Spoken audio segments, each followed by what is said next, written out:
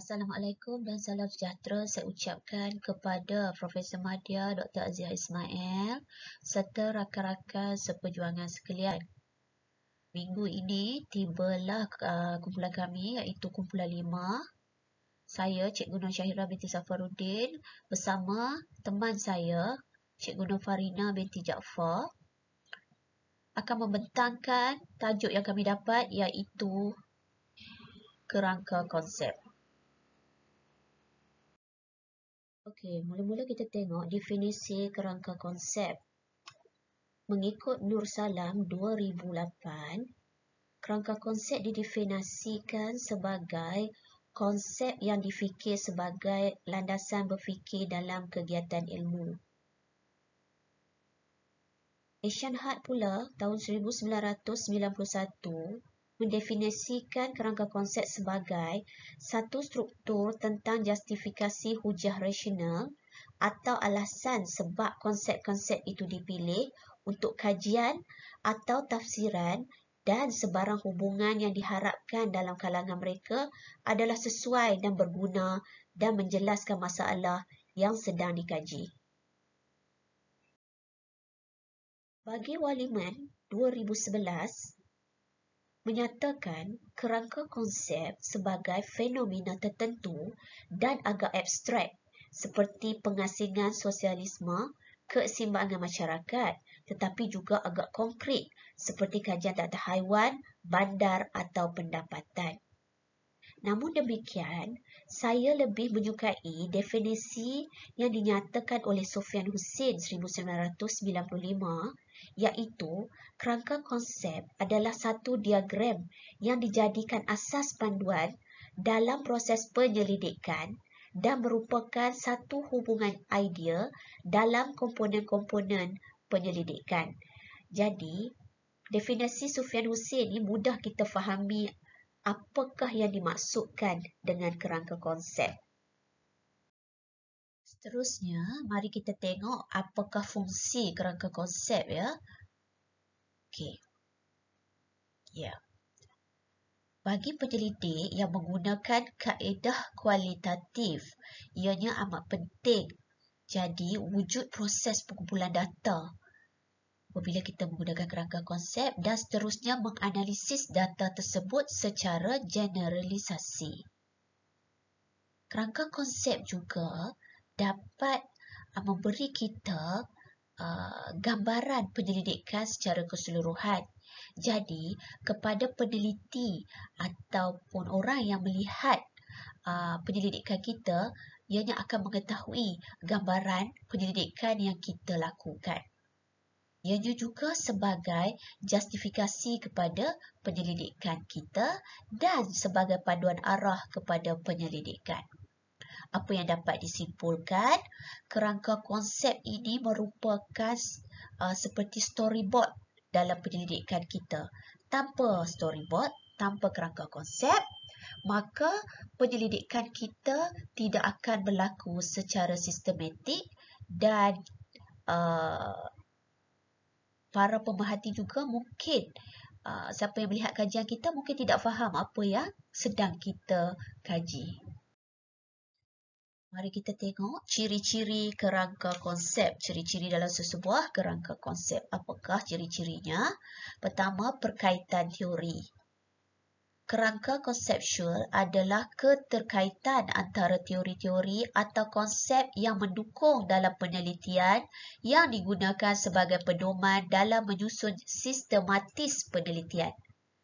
Seperti yang saya katakan tadi, apabila ada kerangka konsep, maka konsep yang kita guna atau teori-teori yang kita guna sebagai panduan kita akan kelihatan lebih tersusun dan sistematis.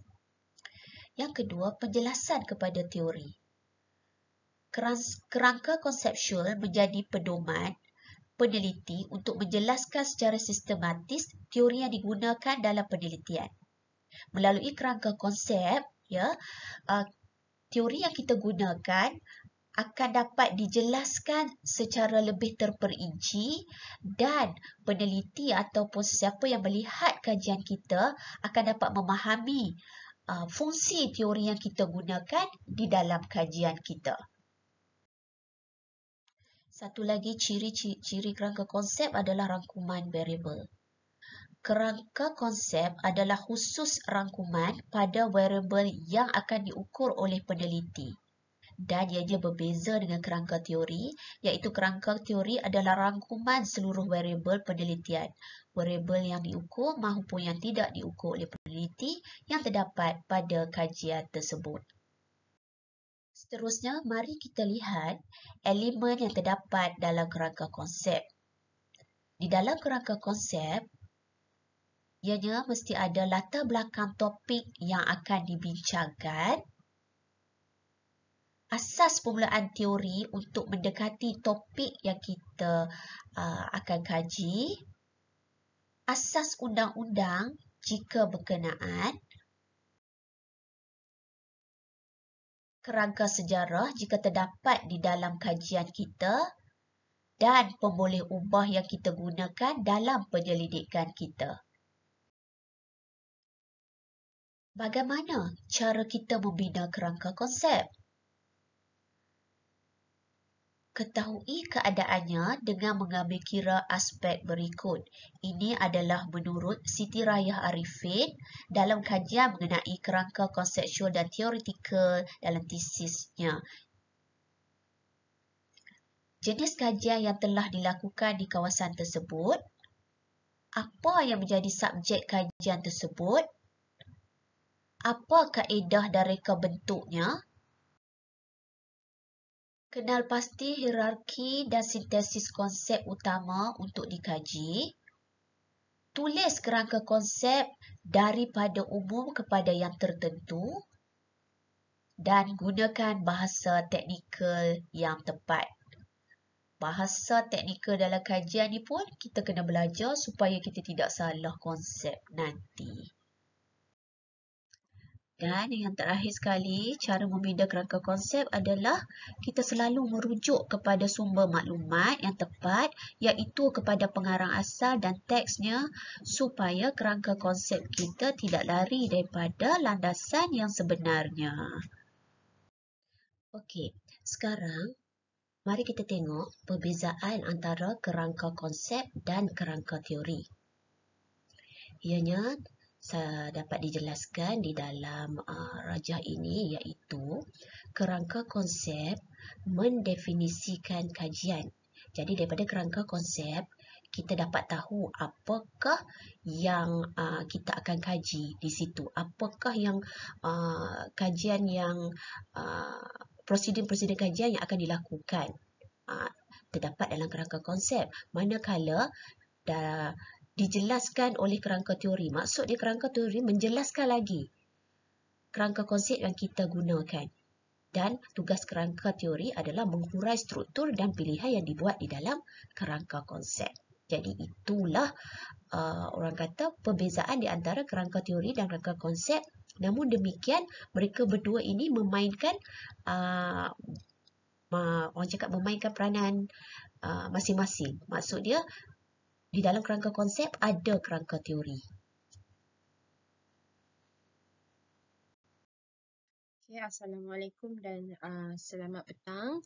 Okay, seterusnya saya akan menyambung. Saya Cikgu Farifah yang akan mengenai perkara yang seterusnya, iaitu dalam kerangka konsep, iaitu susunan kerangka konsep. Susunan kerangka konsep adalah berkaitan dengan bagaimana memastikan gambar rajah mempunyai perkaitan atau kait antara komponen-komponen dalam satu model ataupun kerangka teori adalah betul. Okay, saya mengambil sumber ini daripada satu buku, iaitu metodologi penyelidikan dalam pendidikan, amalan dan analisis kajian oleh Ghazali Darussalam dan Sufyan Husin tahun 2016. Seterusnya, kerangka konsep juga dikatakan sebagai andaian atau gambaran awal yang saling hubung keseluruhan elemen dalam kajian tersebut. ia menghuraikan setiap komponen dalam model ataupun dalam kerangka teori yang digambarkan dan hubungannya antara satu sama lain dengan berdasarkan bagaimana pembinaan kerangka model atau teori itu dibangunkan. Kerangka konsep ini juga berkembang dari umum kepada khusus. Ia memberi petunjuk kepada pengkaji dalam merumus masalah kajian. Bagi kerangka konseptual kajian, jelaskan teori-teori kajian yang berkaitan yang dirujuk sebagai asas pembinaannya dan bagaimana kerangka ini sesuai menjawab persoalan kajian. Kerangka konsep ini disusun dalam bentuk grafik, ilustrasi atau rajah dan ia juga diibaratkan sebagai peta kepada sesuatu kajian. Dalam kerangka konseptual, ia mengandungi kerangka teoretikal yang mempunyai teori yang mendasari atau menyokong kajian tersebut. Ia mungkin dari kajian yang telah establish ataupun kerangka konseptual yang telah pun diuji. Seterusnya, kerangka konsep yang baik adalah rajah yang mengandungi penerangan visual yang jelas dan mudah difahami, ringkas namun padat.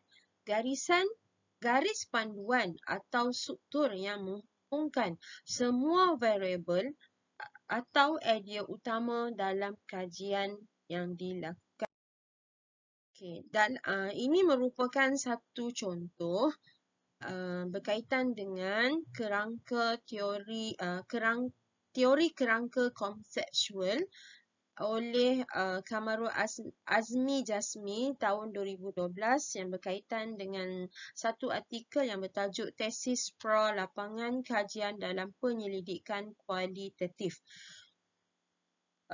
Teori kerangka konseptual ini bermaksud suatu bentuk kerangka konsep yang menerangkan secara ringkas bentuk kajian, hala tuju kajian, format kajian dan peringkat atau fasa dalam kajian. Kerangka teori juga boleh diasaskan di atas mana-mana teori yang ada atau dibentuk sendiri berasaskan kajian terdahulu. Kerangka konseptual ini akan menjadi panduan kepada kajian yang akan dilaksanakan Wilkinson tahun 1991. Seterusnya, kerangka teori juga boleh dijelaskan sebagai satu rangka kerja yang terkandung konsep dan hubungan sebab dan akibat yang berkaitan, namun tidak semestinya menggambarkan realiti sebenarnya apa yang berlaku ketika membuat kerja lapangan. Namun begitu, dalam sesetengah bentuk kajian kualitatif, kerangka teori tidak diperlukan, khususnya dalam kajian yang berbentuk grounded theory, kerana kajian ini sendiri akan membentuk teori yang tersendiri yang bebas terikat dengan teori yang sedia ada. Kamarul Azmi Jasmi juga memberi satu jadual iaitu jadual 2.6 dalam artikelnya berkaitan dengan senarai semak kerangka konsep kajian atau kerangka teori kajian. Pertama, memastikan gambar rajah yang menunjukkan hubung kaitan antara komponen dalam satu model kerangka teori adalah betul.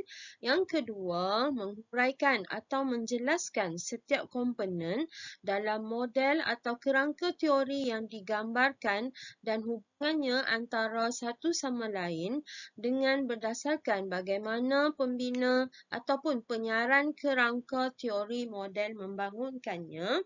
Perkara yang ketiga berkaitan dengan bagi kerangka konseptual kajian, jelaskan teori atau kajian berkaitan yang dirujuk sebagai asas pembinaannya, sama ada oleh penyelidik atau penyaran, atau bagaimana kerangka ini sesuai untuk menjawab persoalan kajian. Yang keempat, bagi kerangka teoretikal kajian, jelaskan teori yang dirujuk secara mendalam oleh penyaran dan bagaimana kerangka ini sesuai untuk menjawab persoalan kajian yang telah disenaraikan.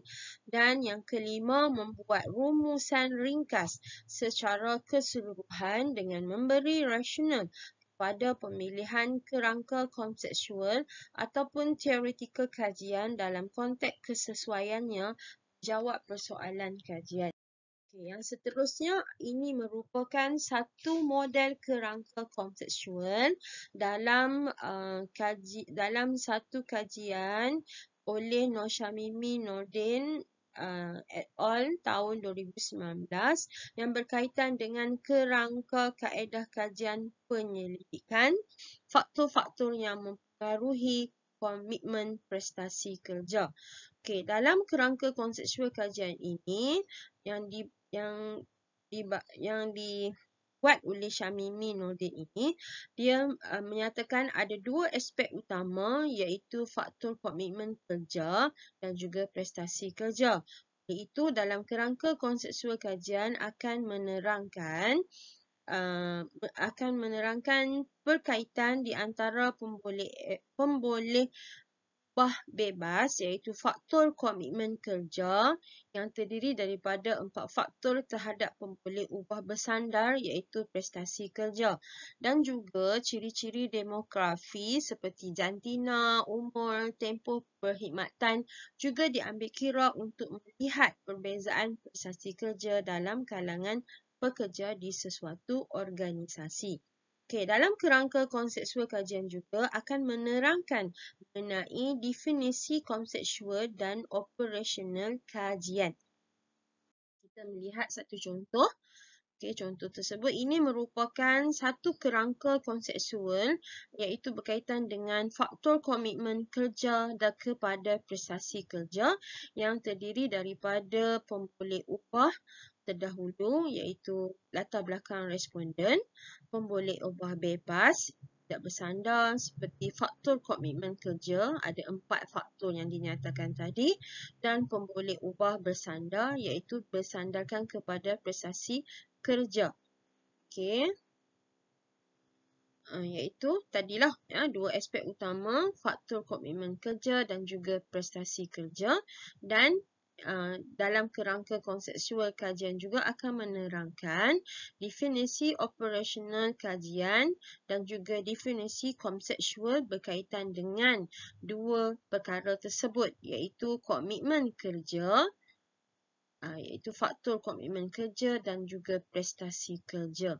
Maksud untuk definisi untuk operasional kajian dan konseptual kajian dalam kerangka kajian ini. Okay, dan seterusnya, berikut merupakan tambahan kepada simbol. Maksud simbol dalam kerangka konsep diambil daripada sumber Sulaiman Masri tahun 2003, Kaedah Penyelidikan dan Panduan Penulisan Esei, Proposal dan juga Tesis. Okay, berikut terdapat 5 simbol yang kerap digunakan apabila pengkaji akan membina kerangka konsep iaitu pertama peta empat segi yang bermaksud diteliti. Garisan putus-putus dalam kotak empat segi tidak diteliti. Garisan lurus iaitu yang berhubungan. Garisan anak panah berpengaruh. Garisan anak panah sebab dan akibat. So kita akan lihat satu persatu. Okay, ini bermaksud diteliti iaitu garisan lurus pada kotak menandakan kajian tersebut telah diteliti dengan lebih mendalam oleh pengkaji. Manakala garisan putus-putus pada kotak menandakan kajian tersebut belum lagi diteliti secara mendalam. Okay, seterusnya ini adalah garisan yang bermaksud berhubungan iaitu dari poin A ke B dalam kajian mempunyai hubung kait dan perlu dilaksanakan supaya kajian menjadi lebih sempurna. Anak panah pula bermaksud berpengaruh iaitu poin A mempunyai pengaruh kepada poin B. Tanpa poin A, poin B tidak dapat dilaksanakan. Seterusnya, anak panah sebab dan akibat, iaitu saling bergantungan di antara poin A dan poin B untuk melengkapkan kajian. Seterusnya, iaitu perbandingan. Melihat perbezaan simbol perbandingan yang macam ni. Lihat perbezaan antara poin A dan poin B. Kesimpulannya, pembangunan kerangka konsep tidak dibangunkan mengikut rasa hati penyelidik semata-mata, namun didasari oleh kajian empirikal terdahulu. Namun dalam mencari lompang dalam kajian, penyelidik tentu sahaja menemui ruang-ruang yang belum diterokai oleh penyelidik sebelumnya secara eksplisit. Maklumat ini diperolehi daripada Abu Bakar Nordin dalam buku Kesan Kerangka Konsep dan Abu Bakar Nordin tahun 1991 dalam Jurnal Psikologi Malaysia bertajuk Kesan Kerangka Konsep dan Teoretikal Terhadap Kajian. Seterusnya, kemasukan pemboleh ubah baharu yang belum diuji secara empirikal boleh juga dimasukkan ke dalam kerangka konsep yang akan mempunyai hubungan kait berdasarkan hipotesis ataupun andaian kaji. Sama ada hubungan tersebut terbukti benar atau sebaliknya bergantung